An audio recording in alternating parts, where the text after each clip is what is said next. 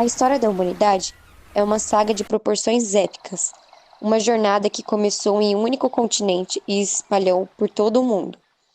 Este documentário explora os capítulos cruciais dessa história, desde nossos ancestrais mais remotos até a chegada dos primeiros humanos às Américas.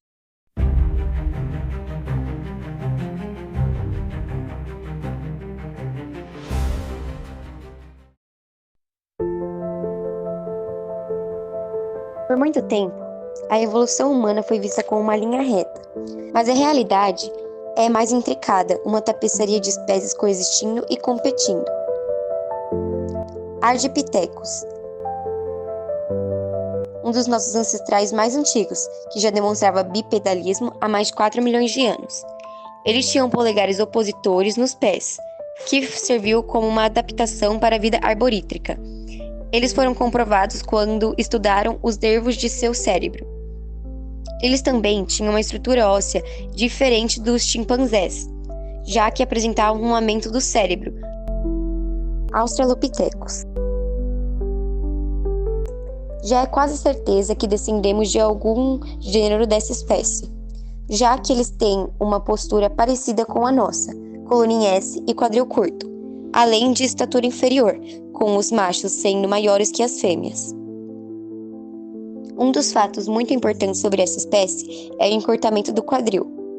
Por serem bipedais, os australopithecus precisavam do encurtamento do quadril, já que não dava para ficar na posição de pé se eles tivessem o quadril muito largo. A redução do quadril dificultou o momento do parto, já que seria muito difícil um bebê com a cabeça enorme nascer em um espaço tão apertado.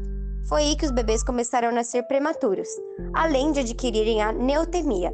Neotemia é a retenção de características infantis ou embrionárias, e é por isso que nos parecemos com chimpanzés filhotes antes dos supercílios e arcadas dentárias se desenvolverem. Eles se lançaram para essa imensidão aberta, ou seja, nas savanas africanas.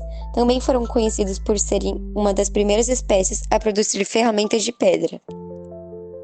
Conviveram com diversos outros tipos de hominídeos. Foram comprovados que pelo menos 5 espécies viviam ao mesmo tempo nesse período. No Sudeste Asiático viveu Gigantopithecus, maior primata conhecido até hoje. Eles pareciam com orangotangos, com mais de 3 metros de comprimento. Parânthropos, que significa ao lado do homem. Eles não são nossos ancestrais, mas nossos primos distantes. Eles tinham o rosto arredondado, já que seu crânio abrigava uma imensa musculatura de mastigação. Eles tinham essa imensa musculatura porque se alimentavam de vegetação fibrosa. Eles desapareceram do mundo há cerca de 1 milhão de anos.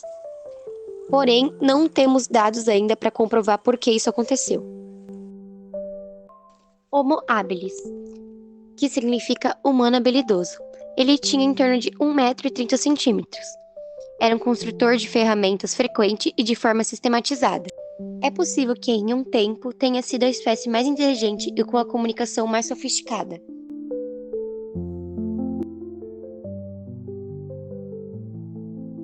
Homo erectus tinha um cérebro maior, além de terem os braços, pernas e altura quase idênticas às nossas. Eles também foram a única espécie que viveu com todos os gêneros Homo que já existiu. Foram conhecidos por serem exploradores, já que ocuparam tanto o Oriente Médio até a Ásia, coisa que comprova que eles podem ter sido os primeiros navegadores a usarem jangadas ou barquinhos de bambu.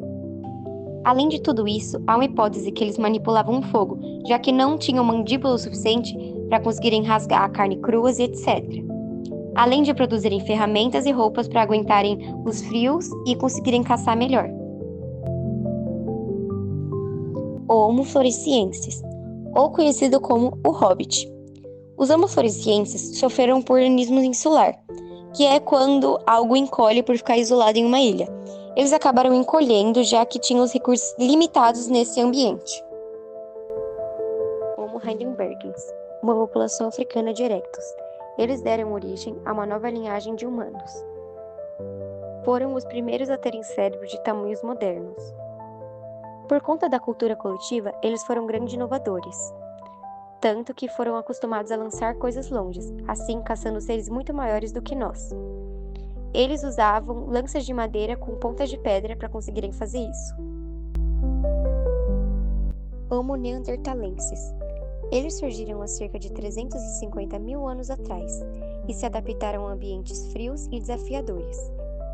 Eles quase foram nomeados de Homo estúpidos por causa da falta de conhecimento dos pesquisadores na época. Eles acreditavam que os neanderthalenses eram um povo bravo e que sempre estava com porretes na mão brigando com todos. Porém, o esqueleto de Shinigar I, descoberto no Iraque, comprova totalmente o contrário, já que nesse esqueleto mostrava que era um velho severamente debilitado, e ele apenas sobreviveu por causa de redes de cuidados. Ou seja, outros neandertalenses tiveram que cuidar dele durante a vida. Os neandertais e sapiens se encontraram durante a história. Eles começaram a se misturar e a produtividade foi tão intensa que pode ter gerado sua extinção, ou seja, a extinção dos neandertais. Homo sapiens. Eles surgiram no leste da África. São caracterizados pelo crânio alto e globular. As etnias de hoje em dia são resultado da população que migraram e se isolaram. 10 mil anos atrás, a humanidade se tornou apenas dessa espécie. Algo muito importante foi a construção de nicho. Ela serviu para construirmos casas, cidades, nações e etc. Nossa construção de nicho tem aparatos linguísticos, históricos e sociais. Com essas construções, conseguimos mudar o formato global. Há cerca de 30 mil anos atrás, fizemos amizades com os lobos cinzentos, que perduram até hoje conosco. Foram encontrados os restos de Luzia, a primeira brasileira com cerca de 12 mil anos. Um achado histórico muito importante para o reconhecimento dos nossos antepassados. O futuro da nossa nação é muito incerto. Enquanto algumas pessoas acreditam que vamos evoluir para melhor, outras acreditam que nós iremos cavar o nosso próprio túmulo, por causa do avanço da tecnologia e como estamos afetando o mundo hoje em dia. Porém, não conseguimos prever nada ainda. Então, apenas vamos esperar para que novas descobertas sejam feitas e novas histórias sejam contadas.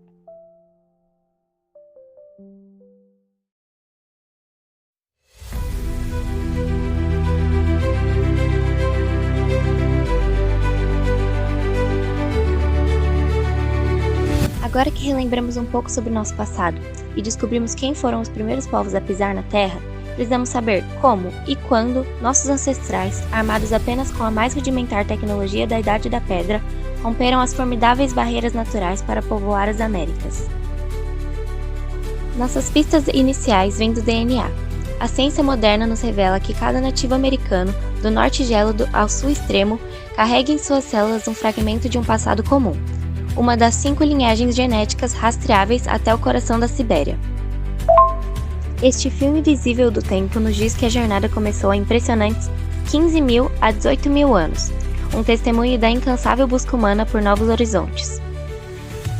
Curiosamente, as lendas ancestrais dos Tsuut'ina, uma das primeiras nações do Canadá, parecem ecoar essa verdade científica. Suas histórias orais narram uma épica travessia sobre o gelo, um tempo em que as geleiras se partiam e revelavam caminhos. Seus traços faciais, a própria construção de suas canoas, são espelhos de povos que viviam a milhares de quilômetros de distância, na remota Sibéria. Seria essa lenda um eco distante da verdadeira aventura de seus antepassados? Por décadas, a história oficial apontava para um povo, os Clovis.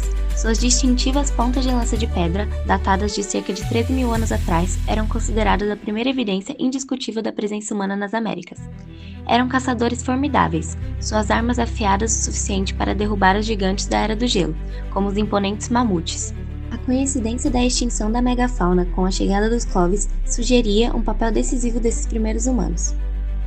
No entanto, em sítios arqueológicos como Gao, no Texas, descobertas revolucionárias vieram à tona.